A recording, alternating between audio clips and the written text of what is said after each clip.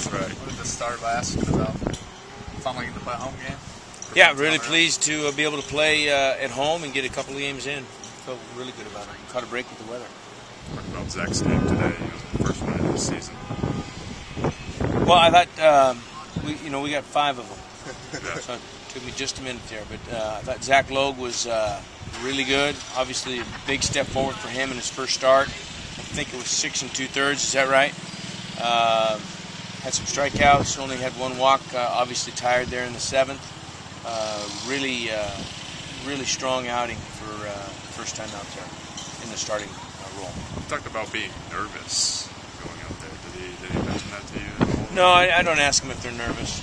I just assume that they are. If you don't have competitive anxieties or butterflies or a little bit of tension in there, there's probably something wrong. So, but he responded really well. Really well. Talk about how Zach and Brad showed your pitching depth in today's game of being able to come out here and start on a weekday. Well, I think the thing that I see is that you got 2 freshmen that went up there and went out, and one got 6 2/3, one got 5. Really pleased with that.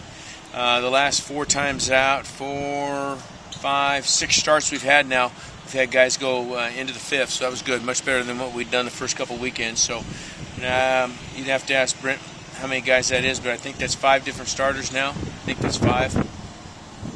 No, it's 6. It's 6 different guys that we've had go out and start. So anyway, it speaks well for that. We got to obviously get the middle of the game, continue to work on who's going to pitch in the middle and what the matchups and the roles are going to be, and then I really wanted Logan to finish that game. I know that Spence can do it, but I really wanted him to go out and have that feeling of doing it, because you're not going to be able to go to Spencer every single game this year in that role. And so to have a guy that can do that, especially when you predominantly see left-handers coming up late for somebody, I thought that was a big step forward for Logan.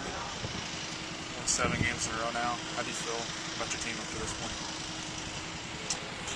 Well, I didn't know about the number or anything like that. At this time of the year, what you're really trying to do is define roles and continue to get better, and find ways to impress upon them why and how to get better. And just it's so important to have that mindset of you're working really hard to just keep getting better. And it sounds like a coaching cliche or a little bit trite, but it's not. It's really kind of everything. So the wins are great and they're important, but what's just as important is the right mindset in your kids, that they need to hunt how they're going to continue to get better in what areas, and get really specific with their growth.